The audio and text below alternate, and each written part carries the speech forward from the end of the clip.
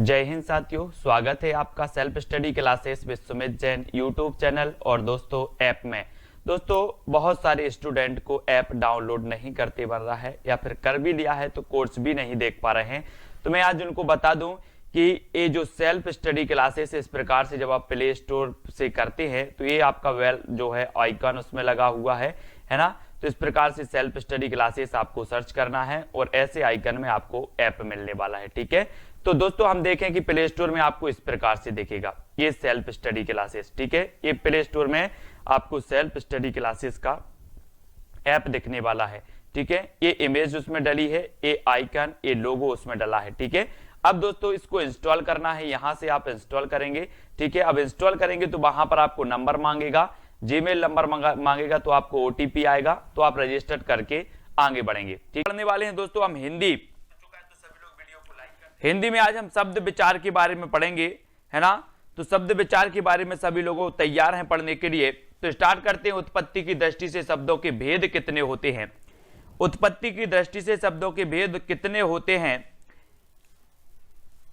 Sandeep ji, Kalpana ji, are bye Mayaram, प्रश्न क्रमांक 1 में उत्पत्ति की दृष्टि से शब्दों के भेद कितने होते हैं?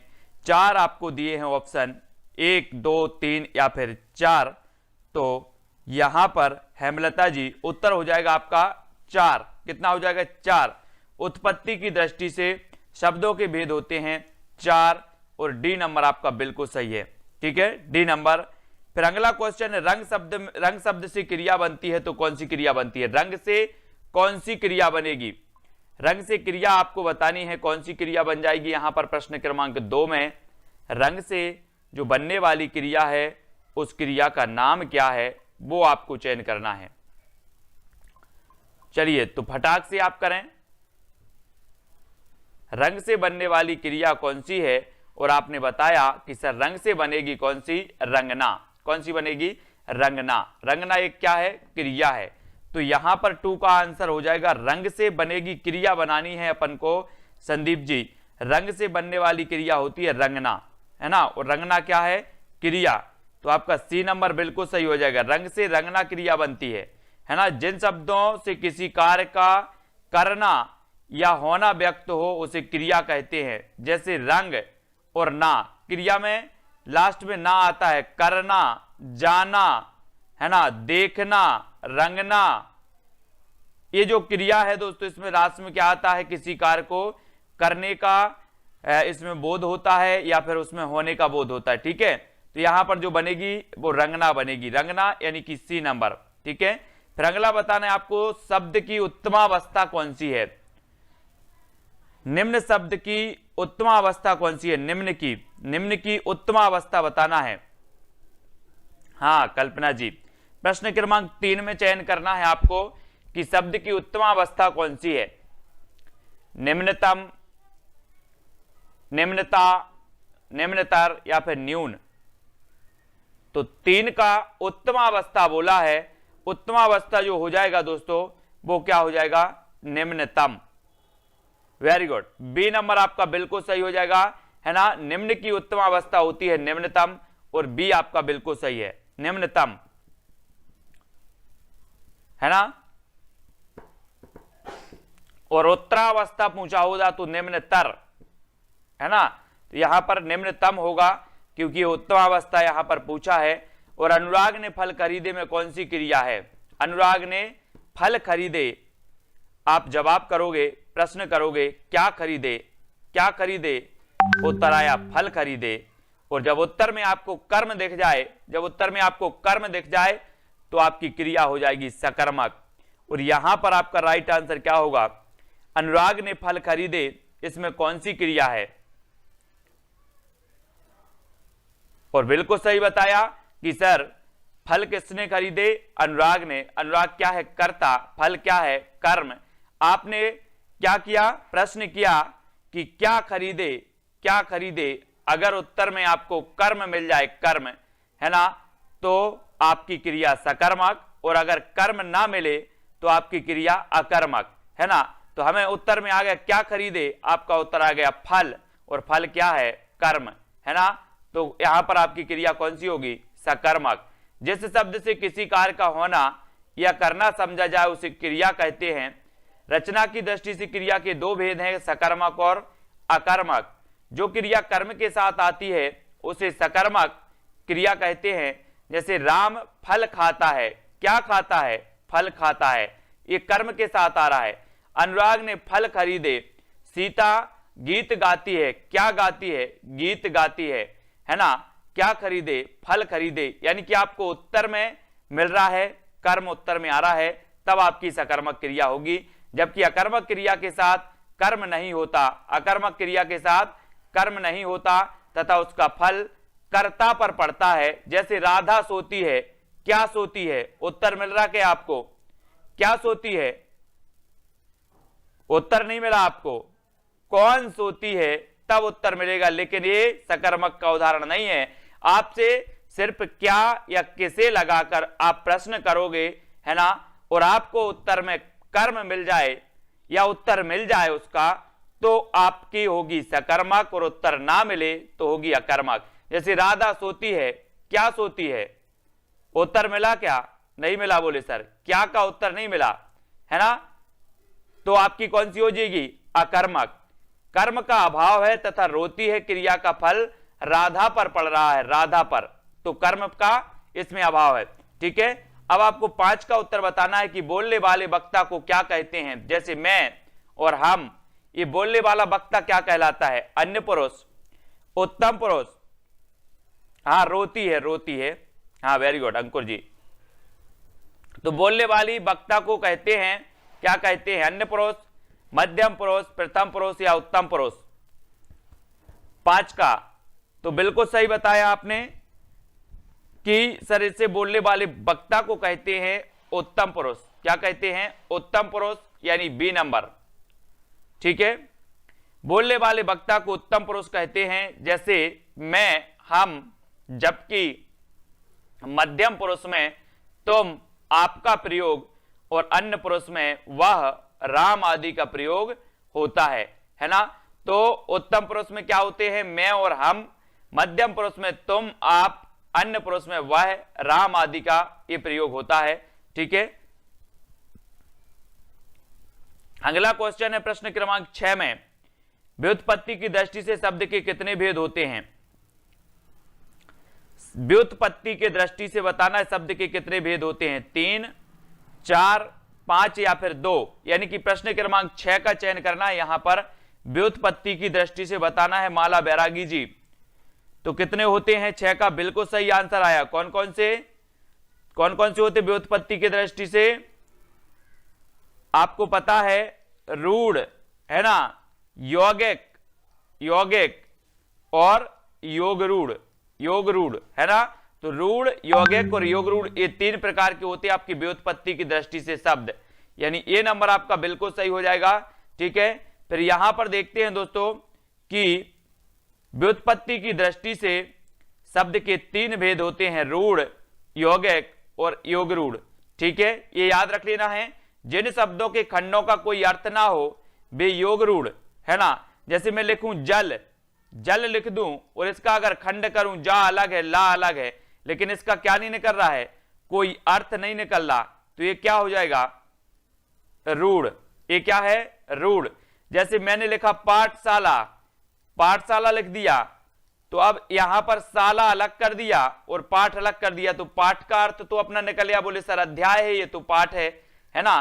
शाला का विद्यालय है, यानी कि दोनों का अर्थ निकल रहा है, तो वो क्या है? योग रूढ़, है यौगिक। ये क्या है? यौगिक, है ना? और जैसे मैंने लिख दिया क्या, एक शब्द मैंने लिख दिया पीतांबर लिख दिया, और इसका तीसरा अर्थ निकल रहा है, कोई पीला है अंबर, जिसका तीसरा अर्थ निकल रहा है अर्थात श्री कृष्ण, तो वहां पर क्या होगा?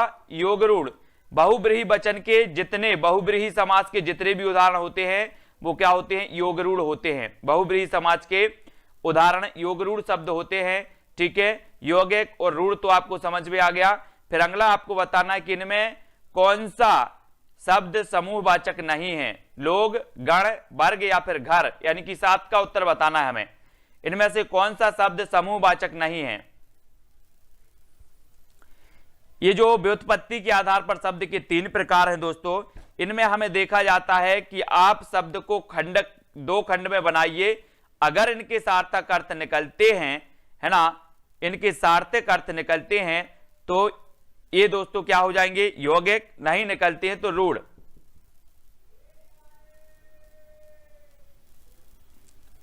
ठीक है, तो इसको याद रखेंगे। इनमें से कौन सा शब्द समूहवाचक नहीं है, तो समूहवाचक नहीं है घर। कौन सा नहीं है, घर। घर समूहवाचक नहीं है, डी नंबर बिल्कुल सही है। जो संज्ञा शब्द किसी समुदाय या समूह का बोध कराते हैं उन्हें समूहवाचक शब्द कहते हैं, इनमें से घर शब्द समूहवाचक नहीं है, अतः यह उत्तर डी उपयुक्त है। ठीक है, फिर अगला क्वेश्चन आपको बताना है कि जो शब्द विशेषण अथवा क्रिया विशेषण की विशेषता बतलाए उसे क्या कहते हैं। 8 का आंसर 8। जो शब्द विशेषण और क्रिया विशेषण की भी विशेषता बता रहा है, क्रिया की विशेषता बताने वाले क्रिया विशेषण और क्रिया और दोस्तों विशेषण की अथवा क्रिया विशेषण की विशेषता जो बतलाएं वो क्या कहलाते हैं। अपन बोलते ना कि क्रिया की विशेषता बताते विशेषण, है ना, और विशेषण और क्रिया विशेषण इन दोनों की विशेषता अगर बतलाए तो वो क्या कहलाएंगे, प्रविशेषण। प्रविशेषण यानी बी नंबर। जो शब्द विशेषण अथवा क्रिया विशेषण की विशेषता बताते हैं उन्हें प्रविशेषण कहते हैं, है ना, प्रविशेषण। फिर अगला क्वेश्चन आपके सामने है प्रश्न क्रमांक 9 में। उमेश यादव जी, यह पुस्तक अभी छपी है, रेखांकित शब्द क्या है। प्रश्न क्रमांक 9, संज्ञा, सर्वनाम, विशेषण या फिर सार्वनामिक विशेषण। यह पुस्तक अभी छपी है, रेखांकित शब्द क्या है।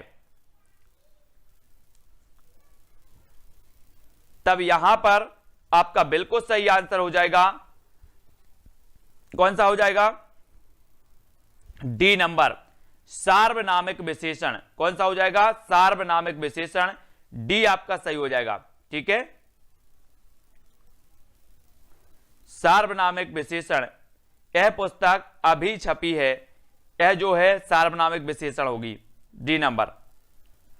उक्त वाक्य में रेखांकित शब्द सार्वनामिक विशेषण है जब कोई सर्वनाम शब्द संज्ञा शब्द के पहले आए तथा वह विशेषण शब्द की तरह संज्ञा की विशेषता बताए, उसे सार्वनामिक विशेषण कहते हैं, है ना।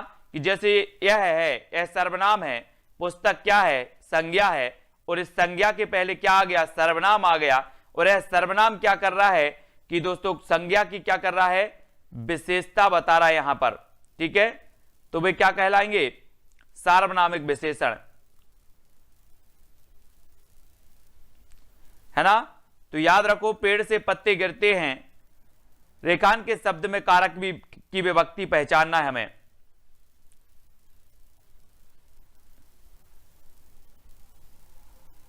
पेड़ से पत्ते गिरते हैं, और आपने पढ़ा होगा कि संप्रदान मतलब होता है क्या, अलग होना, है ना। और पेड़ से पत्ते गिरते हैं तो रेखांकित शब्द में जो कारक हो जाएगा, कारक वो कौन सा हो जाएगा। प्रश्न क्रमांक 10 में उत्तर आया है क्या, अपादान, कोई संप्रदान, क्या होता है, वेरी गुड आंसर, अपादान, है ना।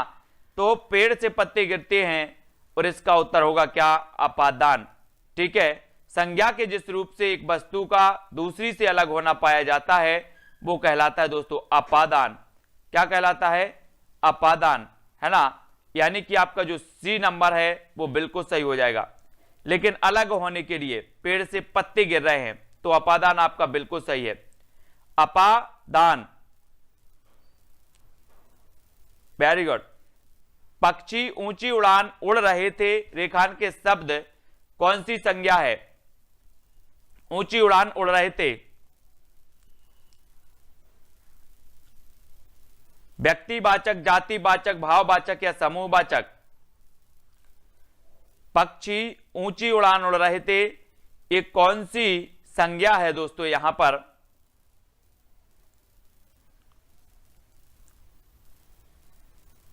बोले सर व्यक्तिवाचक तो है ही नहीं।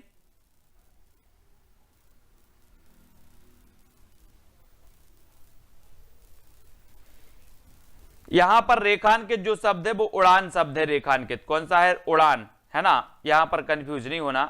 अपादान से जुदाई होता है, वेरी गुड, अपादान से जुदाई होता है, अपदान से। और उड़ान ये है, उड़ान ये रेखांकित है, और उड़ान में हमें बताना था, तो उड़ान में भाववाचक है। कौन सी है? भाववाचक, है ना, भाववाचक। उड़ान शब्द भाववाचक संज्ञा है। भाववाचक संज्ञा जिस संज्ञा शब्द से पदार्थों की अवस्था, गुण, दोष, धर्म आदि का बोध होता है उसे भाववाचक संज्ञा कहते हैं, है ना, भाववाचक संज्ञा। गुण, दोष, धर्म, अवस्था इनका बोध होता है तो भाववाचक। तो यहां पर उड़ान शब्द का बताना था हमें कि उड़ान में कौन सी संज्ञा है। ठीक है, तो भाववाचक संज्ञा, सी नंबर। अगला देख लेते हैं दोस्तों। अगला जो अपना प्रश्न है वो है कि जिन शब्दों के सार्थक खंड ना हो सकें और जो अन्य शब्दों के मेल से ना बने हों उन्हें क्या कहते हैं? जो शब्दों के सार्थक खंड ना हो सकें और जो अन्य शब्दों के मेल से ना बने हों उन्हें क्या कहा जाता है? योग रूढ़, योग एक रूढ़ या फिर अविकारी। अगर आपको रूढ़ या योग रूढ़ समझ में आ गया तो ये उत्तर गलत नहीं होगा आप लोगों का। 12 का आंसर देख रहे हैं, कौन कौन गलत कर रहे हैं, कौन सही कर रहे हैं।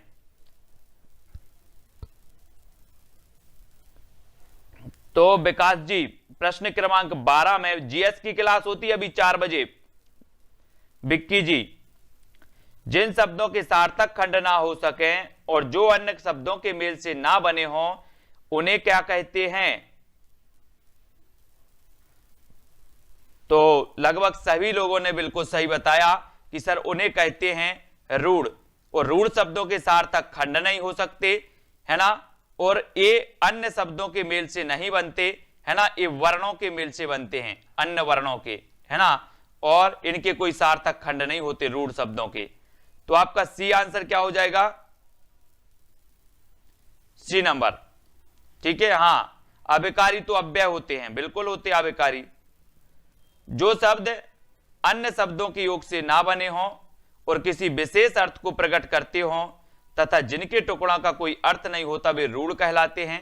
जो शब्द कई सार्थक शब्दों के मेल से बने हैं वे कहलाते यौगिक, है ना, और वे शब्द जो यौगिक होते हैं किंतु समान अर्थ को ना प्रकट कर किसी विशेष अर्थ को प्रकट करते हैं योग रूढ़ कहलाते हैं। जिन शब्दों को रूप में कभी कोई परिवर्तन नहीं होता उन्हें अविकारी शब्द कहते हैं, यह भी आपको पता है।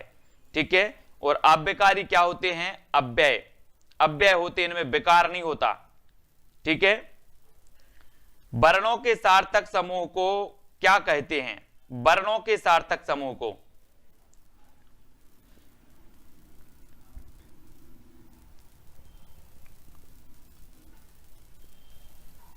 वर्णों के सार्थक समूह को कहते हैं दोस्तों क्या?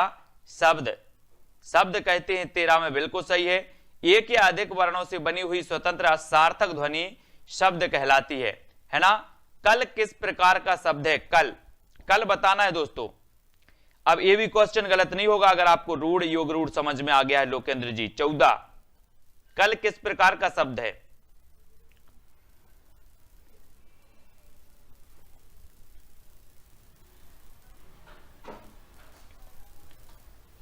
और आपने बिल्कुल सही बताया है कि सर कल की अगर बात कर रहे हो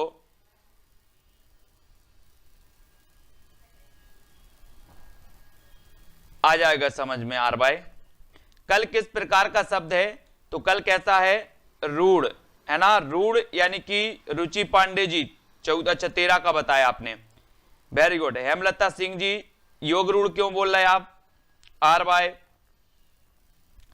देखो रूढ़ शब्द कौन होते हैं? जैसे मैंने यहां पर लिखा कल, कल लिख दिया, ठीक है। यहां पर मैंने लिख दिया पाठशाला, पाठशाला, ठीक है। और यहां पर मैंने लिख दिया क्या? यहां पर क्या लिख दें? दशानन, दशानन लिख दिया, ठीक है। तो यहां पर देखो कि ये जो कल है अगर इसकी हम खंड कर दें, ऐसे खंड कर दें, ये ला अलग हो गया, का अलग हो गया, तो ला का कुछ अर्थ निकल रहा क्या? बोले सर नहीं निकल रहा। का निकल रहा, नहीं निकल रहा। अगर इनके कोई सार्थक खंड नहीं हो सकते, यानी कि इनके खंड करने पर इनके अर्थ नहीं निकलते, तो ये होते हैं रूढ़। ये क्या होते हैं? रूढ़। अब जैसे पाठशाला है, इसके सार्थक खंड हो सकते हैं, जैसे पाठ एक, इसका एक अर्थ होता है पाठ का, शाला का भी एक अर्थ होता है, यानी कि दोनों के अर्थ निकल रहे, तो ये क्या कहलाती है? यौगिक, है ना। दशानन, दशानन में क्या होता है? दशानन में होता है दोस्तों कि इसका एक विशेष अर्थ निकलता है, तीसरा अर्थ निकल रहा है ना। 10 हैं आनंद जिसके, अर्थात रावण के, तीसरा अर्थ निकल रहा है। ठीक है, तो इस प्रकार से काल रूढ़ है, पाठशाला यौगिक है, दशानन योग रूढ़ है ना। और योग रूढ़ के जितने उदाहरण होते हैं वो बहुब्रीहि समास के होते हैं। ठीक है, ये भी आपको याद रख लेना। तो अगला क्वेश्चन देखो, कौन सा शब्द विकल्प सूचक है? क्योंकि, लेकिन, अथवा या तथा, विकल्प सूचक शब्द कौन सा है?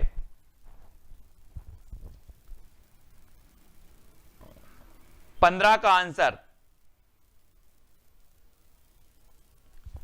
और यहां पर 15 का जो आपका राइट आंसर हो जाएगा, हां, तीसरे अर्थ की चर्चा करते हैं। उत्तर हो जाएगा क्या? कौन सा शब्द विकल्प सूचक है? तो विकल्प सूचक जो हो जाएगा वो क्या होगा? अथवा, है ना। हम पहले बोलते थे ना, अपने जब पेपर देने जाते थे कि विज्ञान के चमत्कार निबंध लिखो अथवा गाय का निबंध लिखो, तो इनमें से या तो विज्ञान का लिख लो या फिर गाय का लिख लो, यानी कि ये क्या हो जाएगा? विकल्प सूचक हो जाएगा। कौन? अथवा। तो डी नंबर आपका बिल्कुल सही है। वे शब्द जो वाक्यांशों अथवा वाक्यों में विकल्प प्रकट कर देते हैं उन्हें क्या कहते हैं दोस्तों? विकल्प सूचक कहते हैं। ठीक है, अगला देखो, से विभक्ति है। से विभक्ति काय की विभक्ति है? से, यहां पर से विभक्ति बतानी है किसकी है? अधिकरण कारक की, अपादान कारक की, कर्म कारक की, या उपयुक्त में से किसी की नहीं। से विभक्ति किसकी मानी जाती है? और राइट आंसर आपका हो जाएगा, बोले सर से की बात करते हो तो अभी तो पढ़ा था कि वृक्ष से पत्ते गिरते हैं, है ना। और ये विभक्ति चिन्ह जो होता है से वाला, ये होता है अपादान, अपादान कारक का, यानी बी नंबर। ठीक है, अपादान कारक वह कारक है जो एक वस्तु का दूसरी वस्तु के साथ अलग होना बताता है, अपादान, है ना। अपादान, ये याद रख लेना। ठीक है, अलग होना बताता है अपादान। और यहां आया है दान। और दान हम क्या करते? जब कोई चीज हम दान कर देते हैं, कोई चीज दान कर देते हैं, जैसे मैंने ये पुस्तक दान कर दी, तो ये हमसे क्या हो जाएगी? अलग हो जाएगी, दूसरी जगह पहुंच जाएगी। तो ये क्या हो गया? ये अपादान तत्पुरुष हो गया। ठीक है, अपादान। तो उत्पत्ति के आधार पर शब्द के कितने भेद हैं? 1, 2, 5 या 3? वृक्ष से पत्ते गिरते हैं, अपन ने पढ़ा था ना, से। उत्पत्ति के आधार पर शब्द के कितने भेद हैं? उत्पत्ति, उत्पत्ति हो रही दोस्तों। व्युत्पत्ति के आधार पर हमने 3 देखे, है ना, रूढ़, योग रूढ़ और यौगिक, ये 3 देख लिए। अब हमें उत्पत्ति के आधार पर देखना है। तो उत्पत्ति के आधार पर होते हैं दोस्तों 5 प्रकार के, 5 प्रकार के होते हैं उत्पत्ति के आधार पर। कौन कौन से होते हैं? कौन कौन से होते हैं? ये देखो, सबसे पहला तो तत्सम,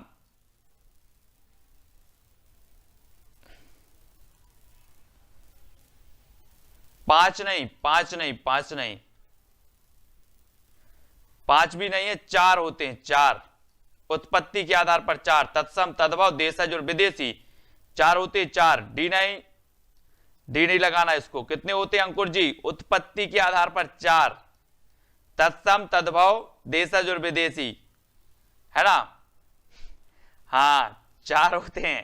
ठीक है, 4 उत्पत्ति के आधार पर 4, व्युत्पत्ति के आधार पर 3।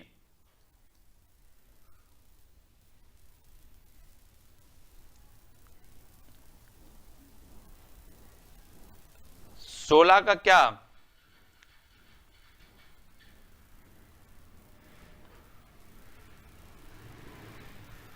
से विभक्ति चिन्ह अपादान कारक की तो है।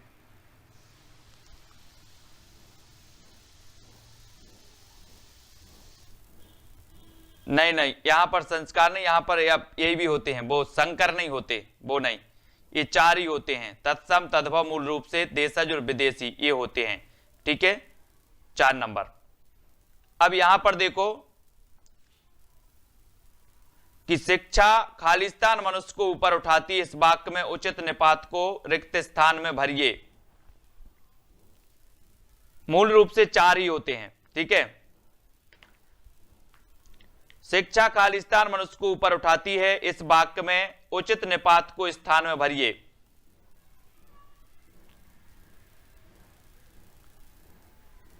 संकर शब्द तो होते हैं, लेकिन ये मूल रूप से 4 ही माने जाते उत्पत्ति के आधार पर।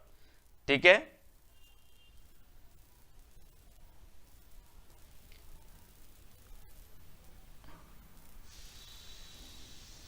विभक्ति पूछा, विभक्ति से विभक्ति चिन्ह, जुदाई नहीं, से विभक्ति भी अपादान से, करण से भी आता है, अपादान से भी आता है।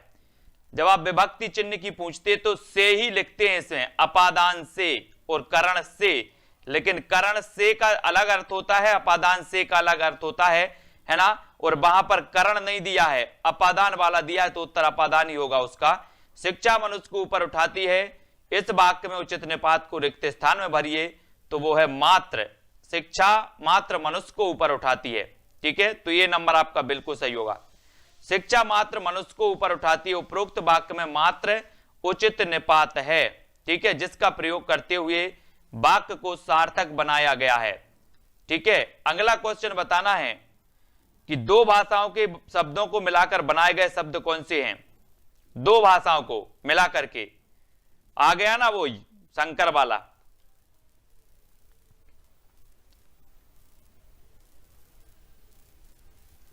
तो 19 का जो आंसर होगा कि 2 भिन्न भाषाओं के शब्दों को मिलाकर बनाए हुए जो शब्द हैं वो संकर हैं। कौन से हैं?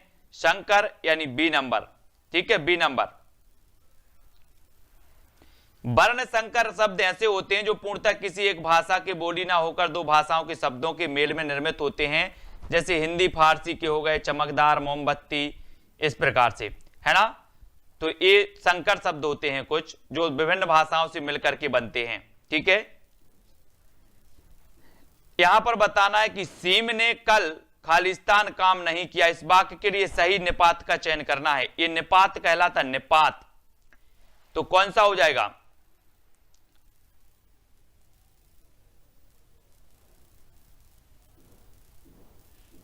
उत्तर होगा इसका, हाँ, सी नंबर, संकर, ए वाला संकर है। वेरी गुड, ए वाला संकर है। 19 में 2 भाषाओं के सा वाला, है ना, यहीं पर भी कंफ्यूज हो जाते, ये सी नंबर होगा आपका। ठीक, संकर। सीम ने कल भी काम नहीं किया, कल भी काम नहीं किया, डी नंबर आपका यहां पर सही होगा, डी। ठीक है, 20 का कल ही नहीं, कल भी काम नहीं किया। हाँ, ठीक है, निपात ऐसे अव्यय होते हैं जिनका प्रयोग किसी शब्द वाक्य में शब्द पर बल देने के लिए किया जाता है, निपात कहलाते हैं। निपात भी अब पढ़ लेना, शब्द पर बल देने के लिए। कल भी काम नहीं किया उसने, अपन बोलते कल भी काम नहीं किया उसने, है ना। यूं तो निपात का कोई स्वतंत्र अस्तित्व नहीं होता, परंतु जब ये निपात संज्ञा, सर्वनाम, क्रिया और विशेषण के साथ अगर जुड़ जाए तो वाक्यों को क्या बना देते हैं? प्रभावशाली, गहरा बना देते हैं, है ना। कुछ प्रमुख निपातों के उदाहरण निम्नानुसार हैं। ये निपात कहलाते, निपात पढ़ लेना दोस्तों, कम ही लोगों पर बनते हैं निपात। बोले निपात क्या बलाय आ गई, है ना। ये निपात कौन कौन से? देखो, तक, भी, मात्र, केवल, ही, भर, सी, तो, अतः, तो ये आते हैं, ये निपात कहलाते हैं। अब आपको एक वाक्य दिया जाएगा और आपको पूछा जाएगा कि निम्न में से बताइए इसमें निपात कौन सा है, तो निपात आपको बताना होता है। तो आपको याद रख लेना है कि तक, भी, मात्र, केवल, ही, भर, सी, तो ये निपात कहलाते हैं जो वाक्य को प्रभावशाली बना देते हैं, है ना। बड़ई ने मेज खालिस्तान बनाई है, इस वाक्य में उचित निपात का चयन करना है। तो कैसी बनाई है? ठीक, करीब, लगभग या शायद।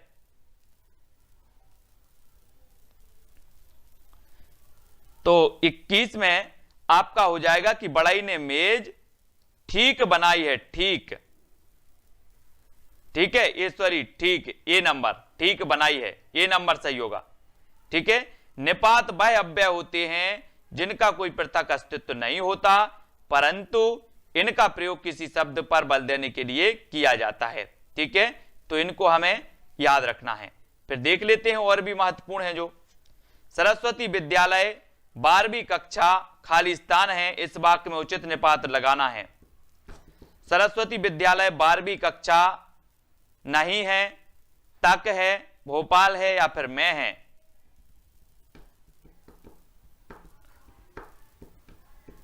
बाईस, सरस्वती विद्यालय 12वीं कक्षा तक है, तक है यानी कि बी नंबर। ठीक है, तक है, तो बी आपका बिल्कुल सही हो जाएगा। फिर यहां पर देखो क्या बात कर रहे हो, मैंने तो सुना खाली स्थान नहीं, इस वाक्य में रिक्त स्थान पर निपात भरना है। मैंने तो सुना ही नहीं, मैंने तो सुना तो नहीं, मैंने सुना सा भी नहीं, मैंने सुना भी नहीं, क्या लगाओगे आप? सुना भी नहीं कि सुना ही नहीं, कौन सा निपात आएगा? दो में कंफ्यूज है।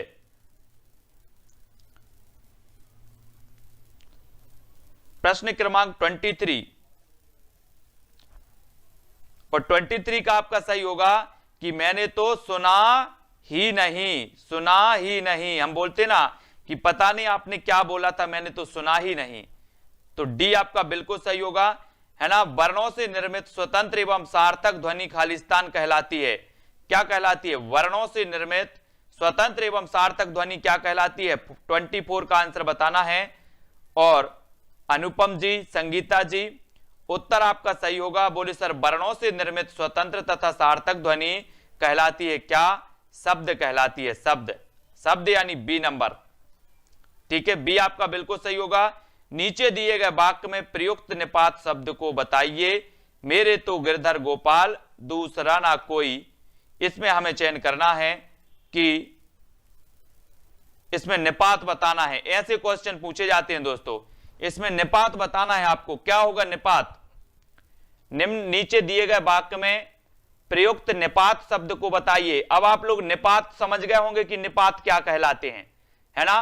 तो मेरे तो गिरधर नागर, दूसरा ना कोई, इसमें निपात कौन सा होगा? 25।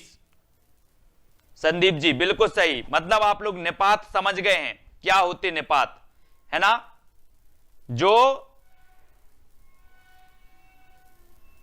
ठीक है, तो उत्तर हो जाएगा हाँ, डेली होती है। तो होता है तो, है ना। ये जो तो है ये क्या है? निपात। मेरे तो गिरधर नागर, वाक्य को प्रभावशाली बना दिया गया। मुझे नहीं लगता कि अब कभी निपात आए और आप गलत करके आओगे, नहीं हो सकता गलत। रचना के आधार पर शब्दों के खालिस्तान भेद होते हैं। रचना के आधार पर शब्दों के भेद बताना है। प्रश्न क्रमांक 26, रचना के आधार पर शब्दों के भेद होते हैं तो कितने होते हैं? और 26 में हमें चयन करना है। और आपका बिल्कुल सही आंसर क्या होगा?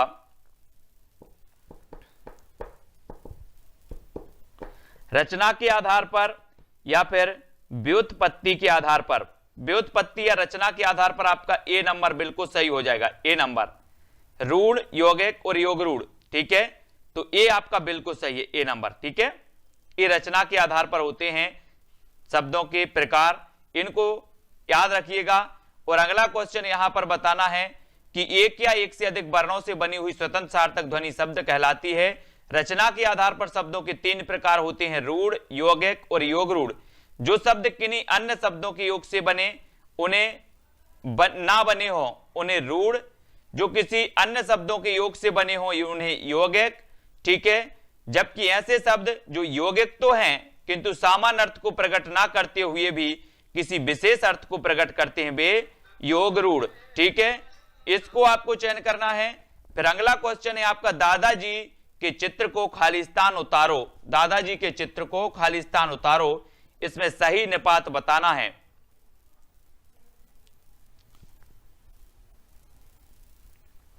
कल तो थी क्लास, तो दादाजी के चित्र को खालिस्तान आपको चयन करना है यहां पर कि दादाजी के चित्र को खालिस्तान उधारो इस वाक्य में सही निपात का चयन करना है साथियों। और 27 में हमें उत्तर बताना है कि मत उतारो, यानी कि ए नंबर आपका बिल्कुल सही होगा। दादाजी के चित्र को मत उतारो और इसमें निपात हो जाएगा आ नंबर, ठीक है, आ नंबर। और सार्थक शब्दों के वर्गीकरण के आधार के खालिस्तान आधार हैं, तो चयन करो जल्दी से, कितने आधार हैं? सार्थक शब्दों के वर्गीकरण के खालिस्तान आधार हैं, तो कितने हैं? 2, 5, 3 या फिर 1? सार्थक शब्दों के वर्गीकरण के दोस्तों कितने आधार होते हैं? 5 आधार होते हैं, है ना, 5। डी नंबर, किसी निश्चित अर्थ का बोध कराने वाले शब्दों को सार्थक शब्द कहा जाता है, जैसे आना, घर, नीचे, मोहन, ऊपर आदि, ये क्या है? सार्थक शब्द हैं। सार्थक शब्दों के वर्गीकरण के 5 आधार हैं, उत्पत्ति के आधार पर, रचना के आधार पर, अर्थ के आधार पर, है ना, उत्पत्ति के आधार पर शब्द, है ना, अर्थ के आधार पर, प्रयोग के आधार पर, विकार के आधार पर, है ना। तो इस प्रकार से 5 माने जाते हैं। अब देशज शब्द बताना है आपको। देशज शब्द कौन सा है? लोटा, कैंची, ऑलपिन या फिर नीलाम। देशज शब्द का चयन करें सभी लोग।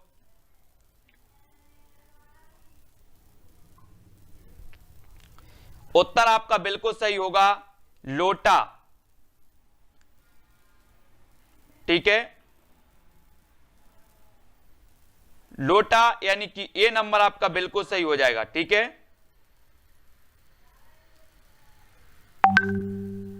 लोटा आपका सही है, ये देशज शब्द है, ये आपका बिल्कुल सही है, ठीक है। जो शब्द क्षेत्रीय प्रभाव के कारण परिस्थिति व आवश्यकता अनुसार प्रचलित हो गए हैं वे देशज शब्द कहलाते हैं, जैसे पगड़ी, गाड़ी, थैला, पेट, खटखटाना, लोटा। अतः उत्तर अपूर्णतः क्या है? उपयुक्त है, ठीक है। अब आपको चयन करना है कि बस खालिस्तान यहां से मिलेगी। कहां से मिलेगी? बस क्या यहां से मिलेगी? बस क्यों यहां से मिलेगी? बस कहां? यहां से मिलेगी। क्या उत्तर होगा इसका सही? बस क्या यहां से मिलेगी?